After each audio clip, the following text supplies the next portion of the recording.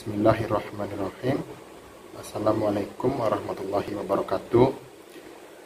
Nama saya Taufik Al-Haddad. Saya akan menyampaikan seminar proposal dengan judul Kebijakan Turki dalam Mendirikan Buffer Zone dalam konflik Turki-Kurdi di Suriah pada tahun 2019. Buffer zone merujuk pada suatu wilayah tertentu sebagai area pemisahan antara kekuatan yang berselisih atau berperang dan mengurangi risiko munculnya konflik yang akan datang. Buffer zone cenderung independen dan netral dari pihak-pihak yang tengah berkonflik.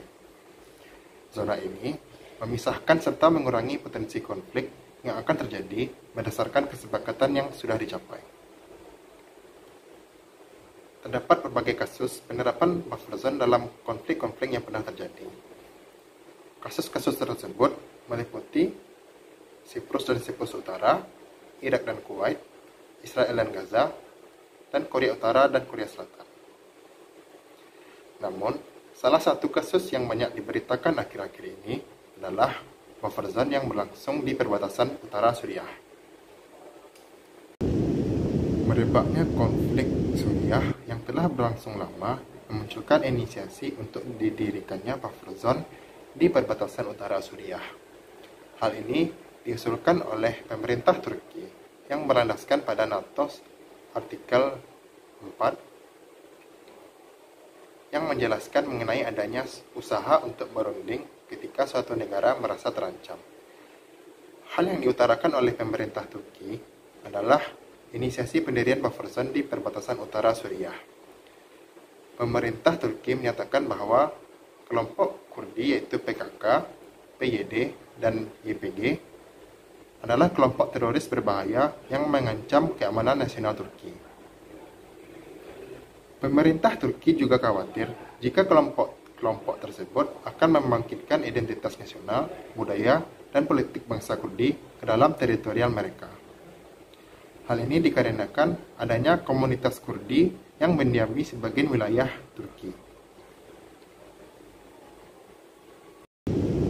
Oleh karena itu, Turki telah menyepakati penetapan buffer zone dengan Amerika Serikat pada Agustus 2019. Keberadaan buffer zone tersebut bertujuan untuk meredakan ketegangan antara pasukan militer Kurdi dengan Turki.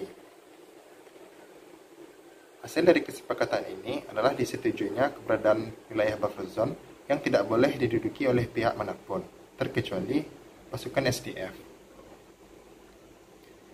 Buffer zone ini memiliki kedalaman 5 km serta memiliki bentangan 115 km di sepanjang perbatasan Suriah.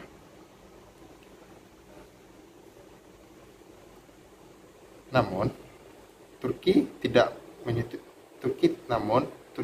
puas dengan kesepakatan ini. Hal ini dikarenakan pasukan SDF yang menguasai wilayah buffer zone tersebut. Pasukan SDF merupakan sekutu dari PKK serta merupakan pasukan militer wilayah otonomi khusus Suriah Utara yang merupakan wilayah domisili dari etnis Kurdi maupun kelompok-kelompok militer Kurdi. Kesepakatan ini berakhir saat Amerika Serikat menarik pasukan militernya dari Suriah dan tidak ingin ikut campur dalam permasalahan internal Suriah pada Oktober 2019.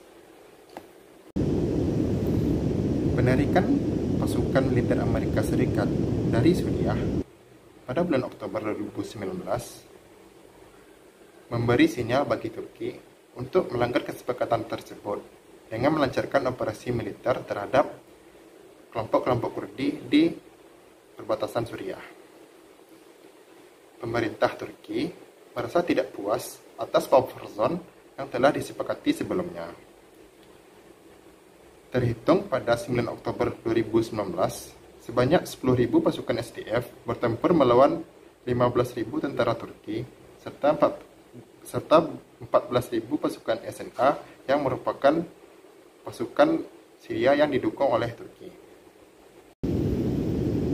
Setelah penyerangan tersebut, pemerintah Turki tetap melanjutkan inisiasi dan kebijakannya dalam mendirikan buffer zone di perbatasan utara Suriah. Kali ini, Rusia menyepakati usulan Turki untuk melanjutkan agenda buffer zone tersebut pada 22 Oktober 2019. Berdasarkan kesepakatan Sochi Agreement, dijelaskan bahwa zona tersebut membentang 460 km di sepanjang perbatasan Turki-Suriah serta memiliki kedalaman 32 km di dalam teritorial Suriah. Tujuan dari kesepakatan ini adalah mengusir semua elemen-elemen kelompok Kurdi, termasuk SDF, dari area tersebut. Keberlangsungan buffer zone ini dapat memperparah kondisi perekonomian Turki yang telah dilanda krisis. Pada 2018, Turki mempunyai utang luar negeri pada perusahaan dan investor asing dengan total 466 miliar dolar Amerika Serikat. Hal ini diperparah lagi ketika intervensi militer yang dilakukan oleh Turki di area buffer zone. Presiden Amerika Serikat, Donald Trump, memberikan sanksi ekonomi dan kenaikan tarif impor terhadap Turki pasca penyerangan Turki dalam area buffer zone tersebut. Dampak dari sanksi tersebut adalah nilai mata uang lira yang mengalami inflasi sekitar 30%. Akibatnya, Turki mengalami kerugian mencapai 766 miliar dolar Amerika, yang merupakan kerugian terbesar di Timur Tengah. Penetapan area buffer zone tersebut juga memiliki biaya yang cukup besar. Untuk mendirikan dan memelihara buffer zone, setidaknya Turki membutuhkan biaya sekitar 26 miliar dolar Amerika Serikat.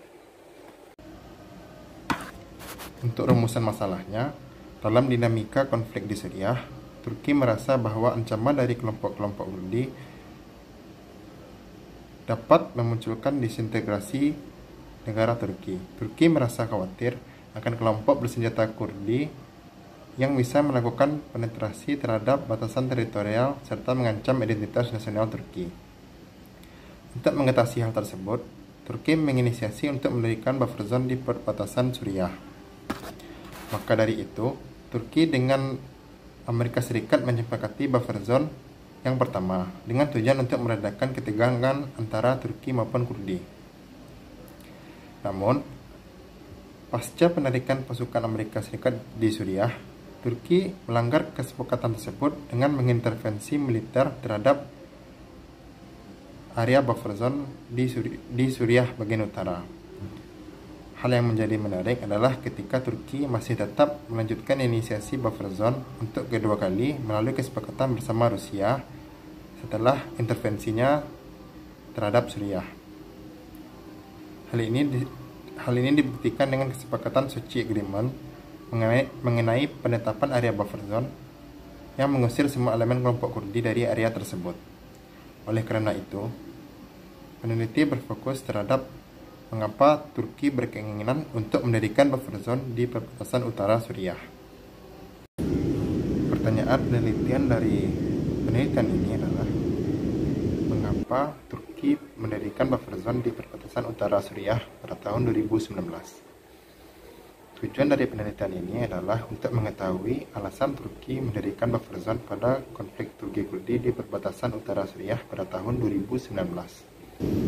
Manfaat penelitiannya yaitu sebagai referensi keilmuan mengenai bagaimana negara bertindak dalam suatu fenomena, terkhususnya mengenai Turki dalam konflik Turki-Kurdi di Suriah. Yang kedua yaitu sebagai referensi pertimbangan bagi para pembuat kebijakan mengenai pendirian buffer zone dalam mengatasi permasalahan ancaman keamanan negara. Untuk studi kepustakaan, peneliti menggunakan 5 acuan. Yang pertama yaitu Turkish Border Security Policy Against Non-State Actor 2016 until 2019 oleh Lurdi dan Amri Hakim.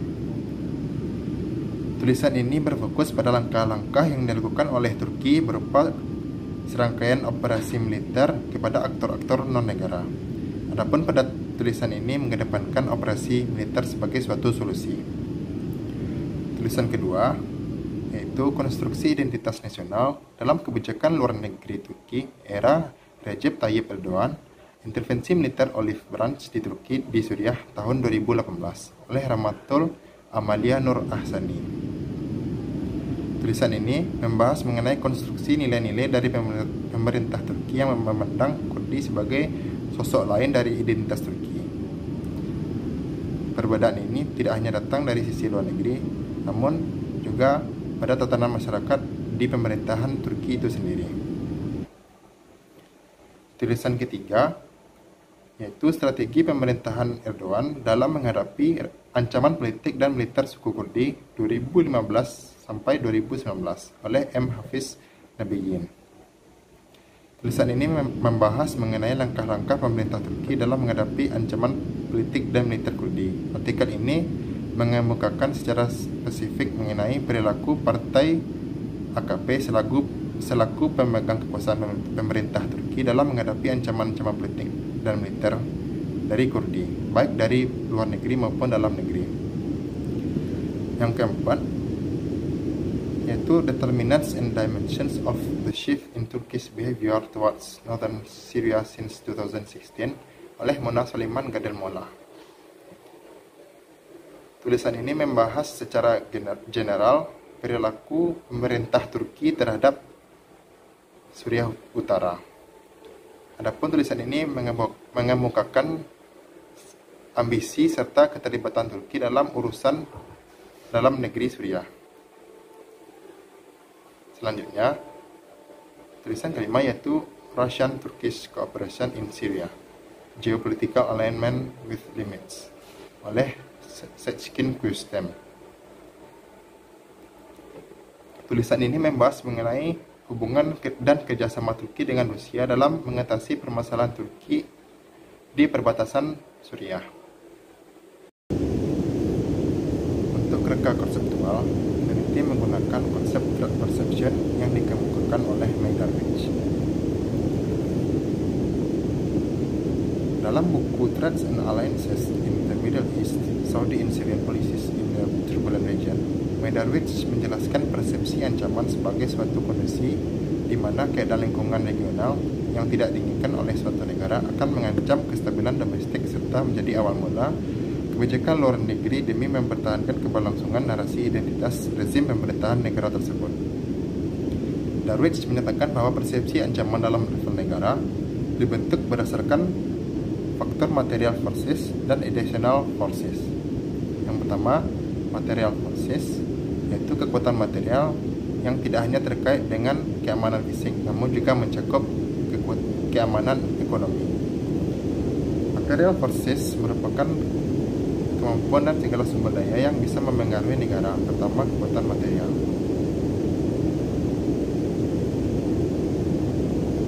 Yang kedua, yaitu additional forces. Faktor adisional meliputi elemen budaya, norma, nilai, keyakinan, identitas, dan ideologi. Jika material forces merujuk pada kekuatan fisik, maka adisional menekankan pada keamanan distribusi ide dan pengetahuan. Ancaman pada faktor adisional muncul ketika narasi nilai-nilai yang diproyeksikan dan dimiliki oleh pihak lain mengancam narasi identitas pemegang kekuasaan dalam tingkat eksternal maupun dalam tingkat domestik. Di antara berbagai elemen adisional, Darwich berfokus pada elemen identitas sebagai bagian dari ranah keamanan ontologis yang akan lebih menjelaskan persepsi ancaman dalam identitas suatu negara. Kerangka konseptual selanjutnya yaitu ontological security. Keamanan ontologis merupakan bentuk dari persepsi ancaman yang mencoba menaruh tingkatnya dari level individu menjadi tingkat negara. Keamanan ontologis menawarkan penjelasan pada perilaku kebijakan luar negeri yang didorong oleh ancaman yang bersifat ideasional. Negara tidak hanya mencari keamanan fisik, namun juga mencari keamanan ontologis, yaitu keamanan identitas diri dari suatu negara. Keamanan yang ingin dicapai bukanlah dalam apa yang tampak dan juga dirasakan, namun perasaan subjektif mengenai identitas dan siapa dirinya yang memotivasi tindakan dan pilihan dari suatu aktor.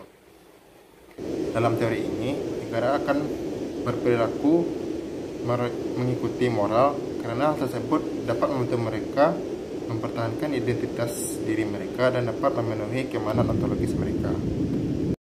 Selanjutnya, metode penelitian. Jenis penelitiannya yaitu eksplanatif dengan peningkatan kualitatif. Batasan penelitian yaitu tahun 2019. Unit analisis yaitu kebijakan Turki mendirikan buffer zone di perbatasan utara Suriah. Unit eksplanasi yaitu konflik Turki-Kurdi di perbatasan utara Suriah. Teknik pengumpulan data yaitu dengan penelitian kepustakaan atau library research. Selanjutnya, untuk teknik analisis data, peneliti menggunakan serangkaian tahap, yaitu yang pertama, pengumpulan data. Pada tahap ini, peneliti akan mengumpulkan berbagai data yang telah dikumpulkan yang berkaitan dengan topik penelitian, yaitu mengapa Turki mendirikan buffer zone dalam konflik Turki-Kurdi di Suriah. Yang kedua, itu pengelompokan data. Pada tahapan ini, peneliti melakukan pengkodingan terhadap data-data yang telah dikumpulkan. Yang ketiga, yaitu reduksi data. Itu peneliti melakukan reduksi atau pemangkasan terhadap data-data yang kurang dibutuhkan dalam penelitian, sehingga data-data yang digunakan hanya data-data yang mampu menjawab pertanyaan penelitian. Yang keempat, tampilan data atau data display. Peneliti akan mengambil poin-poin penting dan menuliskan kembali menggunakan kalimat peneliti sendiri tanpa mengubah arti, ide, dan makna dari data-data sebelumnya. Peneliti juga akan melakukan serangkaian analisis terhadap data-data yang ada. Terus, yang kelima, kesimpulan dan verifikasi. Untuk sistematika penulisannya, yang pertama yaitu pada bab 1 yaitu pendahuluan, pada bab kedua yaitu dinamika ancaman kelompok Kurdi terhadap keamanan nasional Turki. Yang bab ketiga itu pendirian buffer zone di Suriah pada tahun 2019. Pada bab 4 yaitu analisis kebijakan Turki dalam mendirikan buffer zone di Suriah Utara. Dan pada bab 5 yaitu penutup. Sekian, terima kasih. Assalamualaikum warahmatullahi wabarakatuh.